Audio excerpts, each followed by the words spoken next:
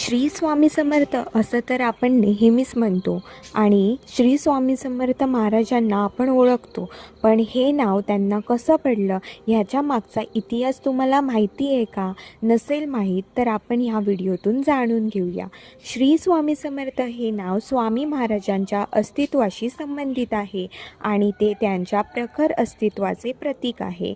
हे नाव महाराजांचे वैयक्तिक नाव नसून त्यांच्या अद्वैत स्वरूपाचे ब्रह्मांडगस्तीय अद्वैत प्रकृती पुरुषात्मक प्रतिनिधित्व करतं.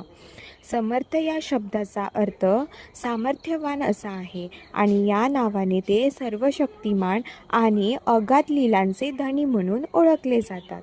श्री स्वामी समर्थ हे नाव म्हणजे एक मंत्र आहे जो स्वामी महाराजांच्या सामर्थ्याने आणि अस्तित्वाने प्रतीक आहे.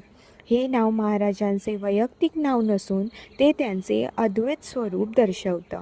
असे मानले जाते की ते ब्रह्मांडगस्तीय अद्वैत प्रकृती पुरुषात्मक शक्तीचे प्रतीक आहेत.